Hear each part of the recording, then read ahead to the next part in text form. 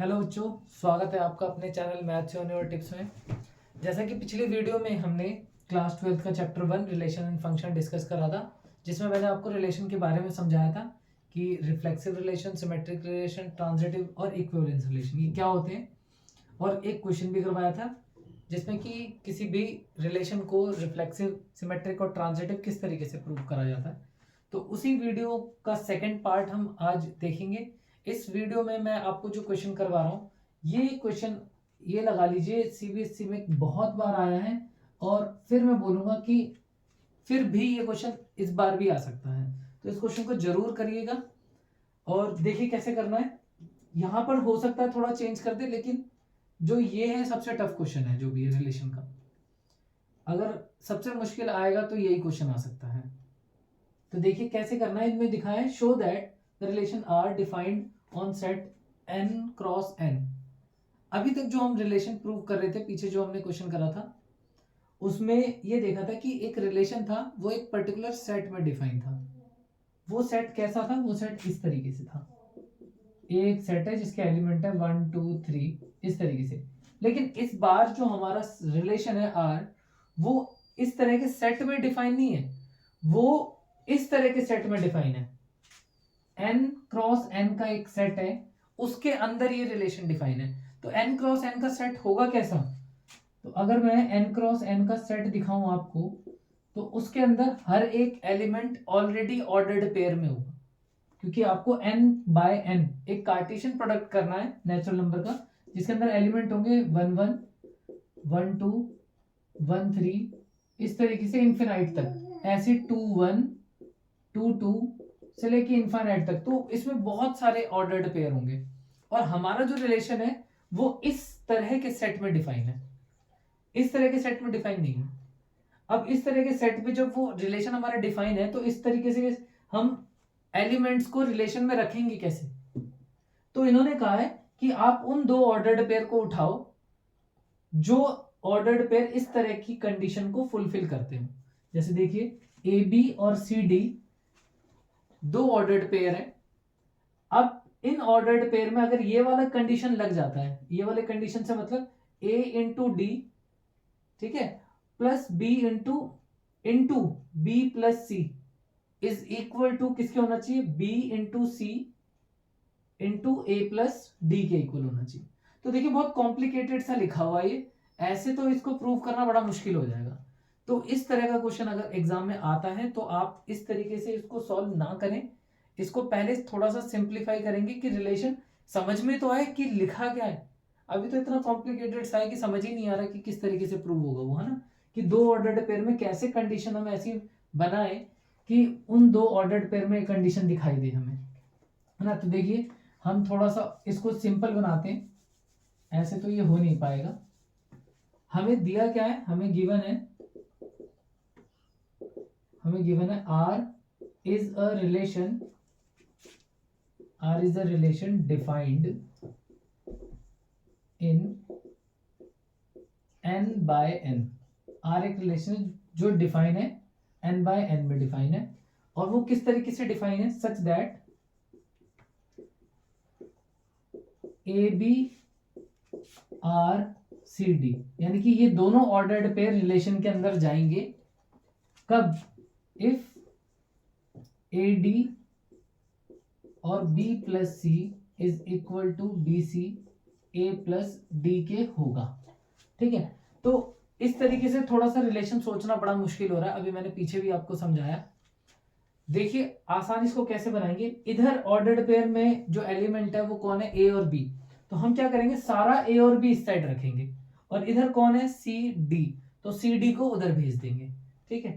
अब इस चीज को कैसे करा जाए? तो एक काम करो, आप ए डी को उठा के इधर ले जाओ और इस बी सी को उठा के इधर ले आओ, यानी कि यही सेम रिलेशन आप ऐसे भी लिख सकते हैं, B plus C divide by B C equal to A plus D divide by A D.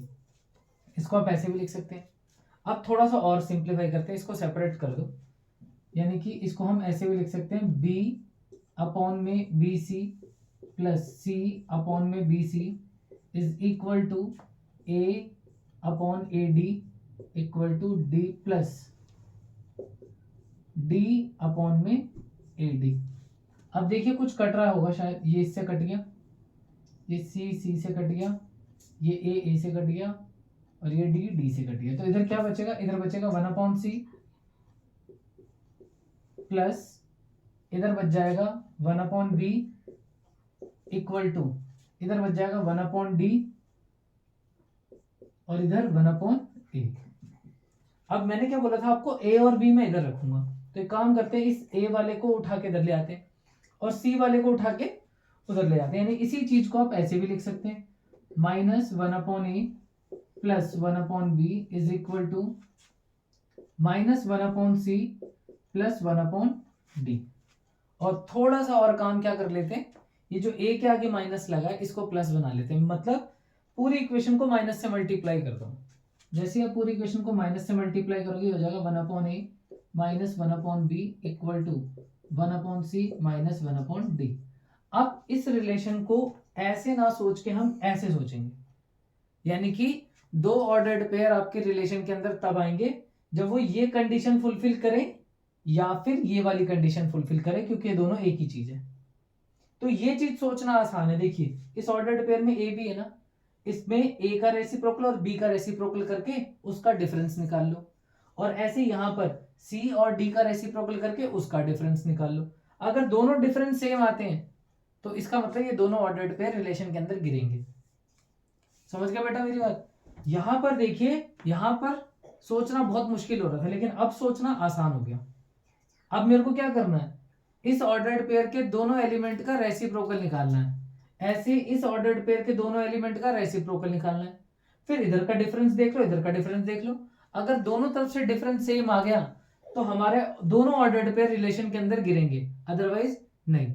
ठीक है ना? तो अब हम इससे प्रूव नहीं करेंगे, इससे प्रूव करेंगे। ठीक है, अब चलो स्टार्ट करते हैं क्वेश्चन। इतना तो आपको करना ही है। अब आपको सारी चीजें देखनी है, रिफ्लेक्सिव भी, सिमेट्रिक भी और ट्रांजिटिव भी। अब हम रिफ्लेक्सिव देखते हैं पहले।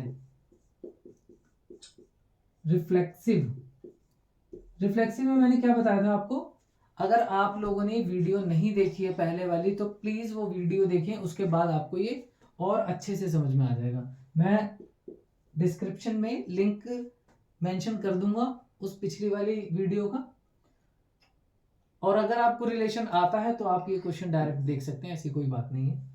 रिफ्लेक्सिव प्रूफ कैसे करा जाता है, जब दोनों ऑर्डर्ड पेयर या फिर दोनों एलिमेंट सेम होते हैं ऑर्डर्ड पेयर के, तब आप कहते हैं रिफ्लेक्सिव है। यानी कि इस तरीके से अगर ए बिलोंग कर जाएगा आपका रिलेशन में तो हम उसको रिफ्लेक्सिव कह देते थे। यहां पर आपको ये देखना है कि इधर भी ए बी हो और इधर भी ए बी हो। अगर ऐसा बन जाएगा तो आप कह दोगे वो रिफ्लेक्सिव है, क्योंकि यहां पर हमारा एलिमेंट सिंगल नहीं है, यहां पर हमारा एलिमेंट ही ऑर्डर्ड पेयर में। तो इधर भी आप रखोगे ऑर्डर्ड पेयर में ए बी को और वही चीज इधर दिखे। यानी कि अगर ये दोनों सेम हो जाए तो हम बोलेंगे कि हमारा जो रिलेशन है वो कैसा रिलेशन है, रिफ्लेक्सिव है। तो मैंने बताया था रिफ्लेक्सिव के लिए आपको एक एलिमेंट लेट कर लेते हैं। Let A B belongs to n cross n। मान लेते हैं एक एलिमेंट ए बी है जो n क्रॉस n में बिलोंग कर रहा है। अब ये देख लो, हम इन दोनों को क्या चेक करेंगे, दोनों में ये वाली चीजें चेक करेंगे ना। तो देखिए 1/a माइनस 1/b इक्वल होगा 1/a माइनस 1/b के, ऑब्वियसली होगा। इधर ए बी का रेसिप्रोकल का डिफरेंस और इधर भी ए बी के रेसिप्रोकल का डिफरेंस सेम होगा। Therefore we can say A B R A B कह सकते हैं। Therefore R is reflexive relation, क्योंकि रिफ्लेक्सिव कब होता है, जब दोनों तरफ सेम ऑर्डर्ड पेयर होते हैं, सेम एलिमेंट होते हैं।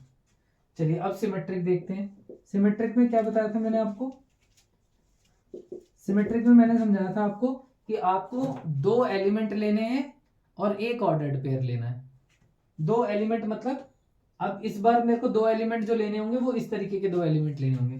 तो हम ले लेते हैं लेट ए बी और सी डी, ये दोनों बिलोंग कर रहे हैं n क्रॉस n में। और फिर मैंने बोला था कि एक ऑर्डर्ड पेयर भी आपका रिलेशन के अंदर होना चाहिए, तो हम ये भी लेट कर लेते हैं। लेट ए बी और सी डी ये दोनों रिलेशन फॉर्म कर रहे हैं। अगर ये दोनों रिलेशन फॉर्म कर रहे हैं इसका मतलब इधर रेसिप्रोकल का डिफरेंस और इधर रेसिप्रोकल का डिफरेंस सेम होगा। इसका मतलब 1/a minus 1/b equal to 1/c minus 1/d होगा। अगर 1/a minus 1/b 1/c minus 1/d के इक्वल है तो इसका मतलब है 1/c minus 1/d equal to 1/a minus 1/b भी होगा। यानी कि अगर ऐसे लिख सकते हैं तो इसको तो ऐसे भी लिखा जा सकता है, और अगर आप ऐसे लिख रहे हो इसका मतलब सी डी रिलेशन बना रहा है ए बी के साथ, देयरफॉर आर इज सिमेट्रिक, इसलिए आर एक सिमेट्रिक रिलेशन भी है। अब हमें करना है ट्रांजिटिव। तो आप एक काम कर लीजिए, इसको लिख लीजिए थोड़ा सा, या फिर एक काम करिए आप इधर वाला हिस्सा लिख लीजिए जब तक कि मैं इसको मिटा देता हूं। अब देखिए ट्रांजिटिव भी देखते हैं। रिफ्लेक्सिव हमने प्रूव कर लिया क्योंकि ये दोनों सेम है इसलिए रिफ्लेक्सिव हो गया। ये सिमेट्रिक इसलिए हो गया क्योंकि ये और ये जब रिलेशन फॉर्म कर रहे हैं तो इनका रिवर्स भी रिलेशन में अगर आ जाए तो वो सिमेट्रिक हो जाएगा। अब तीसरा होता है ट्रांजिटिव। तो ट्रांजिटिव के लिए क्या समझाया था मैंने आपको पिछली वीडियो में, बताया था कि आपको 3 एलिमेंट लेट करने। तो हम लेट कर लेते हैं, लेट ए बी, ये एक एलिमेंट कहलाएगा हमारा, ध्यान रखना बेटा, क्योंकि हमारा जो रिलेशन इस बार डिफाइन है वो एक पर्टिकुलर सेट में नहीं है, वो n क्रॉस n में डिफाइन है। तो n क्रॉस n के अंदर जो एलिमेंट होंगे वो सारे ऑर्डर्ड पेयर में होंगे, यानी ये मेरा एक सिंगल एलिमेंट कहलाएगा। तो ऐसे ही आपको 3 लेने हैं यहाँ पर, ए बी, बी सी और सी डी, ये तीनों हमारे बिलोंग कर रहे हैं n क्रॉस n में। और उसके बाद मैंने आपसे ये बोला था कि 2 ऑर्डर्ड पेयर भी लेने हैं, यानी कि 2 ऐसे एलिमेंट्स भी लेने हैं जो एक दूसरे के साथ रिलेशन फॉर्म कर रहे हैं, यानी कि इन दोनों को ले लेते हैं और इन दोनों को ले लेते हैं कि ए बी रिलेशन है बी सी के साथ और बी सी रिलेशन में है ए सी के साथ, सी डी के साथ।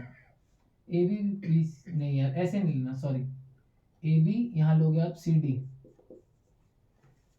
और यहां लोगे आप ई एफ, सॉरी गलती हो गई, ए बी सी डी और यहां पर सी डी और ई एफ, ठीक है। अब अगर ये दोनों रिलेशन फॉर्म कर रहे हैं इसका मतलब यहां पर रेसिप्रोकल का डिफरेंस यहां पर जो रेसिप्रोकल का डिफरेंस है उसके बराबर होगा, यानी 1/a माइनस 1/b इक्वल होगा 1/c माइनस 1/d के। और इसी प्रकार यहां पर इसको इक्वेशन 1 मान लेते हैं, 1/c माइनस 1/d इक्वल होगा 1/e माइनस 1/f के। ये हो गया आपका इक्वेशन नंबर 2। अब फ्रॉम इक्वेशन 1 एंड 2,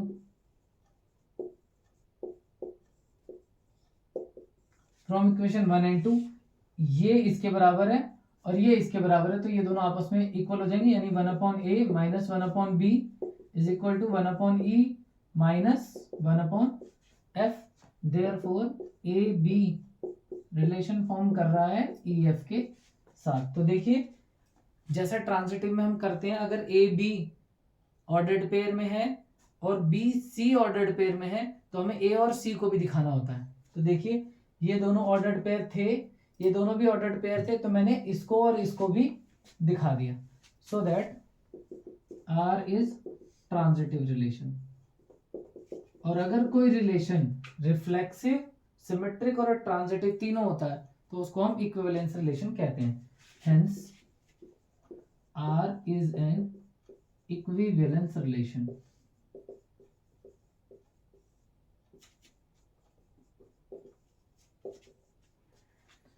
तो ये रहा वो क्वेश्चन, वो इसमें थोड़ा सा चेंज कर सकते हैं। अगर मान लो ऐसा ना करके वो ऐसे दे दें कि a plus D equal to B plus C, अब वो बोलेंगे आपसे कि प्रूव करो कि ये इक्विवेलेंस रिलेशन है। तो यहां पर भी आपने ऐसे ही करना है, इसको थोड़ा सा सही कर लेना। वैसे तो ये आसान है लेकिन फिर भी अच्छा तब लगता है जब ए बी एक तरफ हो जाए और सी डी एक तरफ हो जाए। तो बी को उठा के इधर ले आना, डी को उठा के इधर ले आना और फिर पूरा ऐसे ही करना। यही आपका होमवर्क है, इसको एक बार ट्राई करना।